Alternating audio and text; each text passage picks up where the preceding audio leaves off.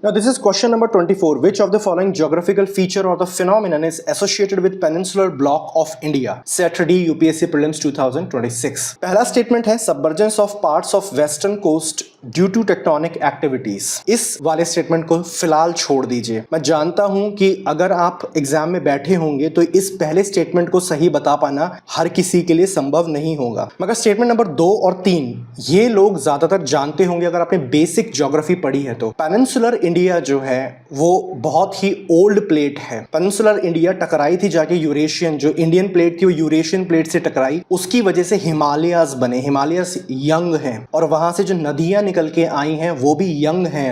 अभी वो उत्पात मचा रही हैं बहुत ज्यादा। वो जो वहां की टोपोग्राफी है, जो वहां की जमीन है, उसको काट रही हैं। अभी जैसे आप रिवर राफ्टिंग करने के लिए गंगा जाते हैं, आप ऋषिकेश जाते हैं, आप रिवर राफ्टिंग करने के लिए गोदावरी नहीं जाएंगे। गोदावरी में आपको ऐसे स्ट्रॉन्ग रैपिड्स नहीं मिलेंगे जितने ज्यादा स्ट्रॉन्ग रैपिड्स आपको गंगा में मिलते हैं। उसका कारण ये है कि अभी वो नई है, उसकी एज अभी ज्यादा नहीं हुई है और वो अभी भी वेदरिंग कर रही है, वो काट रही है जमीन को। इसी वजह से जो नई रिवर होती है ये वी शेप्ड वैली बनाती है, चाकू की तरह काटती चली जाती हैं सतह को, जबकि गोदावरी, कावेरी ये सब पुरानी नदियां हैं। और पेनिनसुलर जो ब्लॉक है जियोलॉजिकली ये बहुत हार्ड रॉक से बना हुआ है, इसको काट पाना भी उतना आसान काम नहीं है। इसीलिए एक तो पुरानी है नदियां, इसीलिए ये शैलो होके बह रही हैं। आप इस तरह समझ लीजिए कि प्लेट के ऊपर आपने पानी छोड़ दिया है, वो बस तैर रहा है उसके ऊपर। और ये ब्रॉड वैलीज हैं, ये वी शेप्ड कटिंग नहीं कर रही हैं। गंगा, यमुना ये नई है, ज्यादा अभी एग्रेसिव है, इसीलिए ये कटिंग शार्प कर रही हैं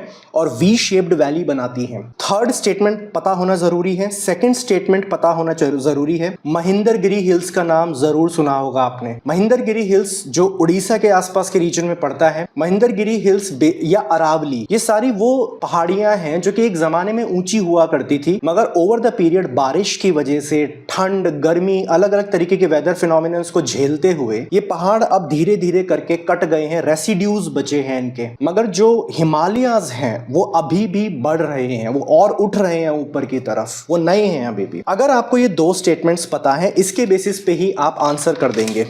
आप ऑप्शंस में देखिए, आपको बस इतना चाहिए कि थर्ड ना हो सही आंसर के अंदर। आप देख सकते हैं सी और डी के अंदर 3 लिखा हुआ है, तो ये दोनों नहीं हो सकते। सिर्फ एक भी इसलिए नहीं हो सकता क्योंकि सेकंड हम जानते हैं कि सही है स्टेटमेंट, तो ऑटोमेटिकली बी ऑप्शन बचता है 1 और 2।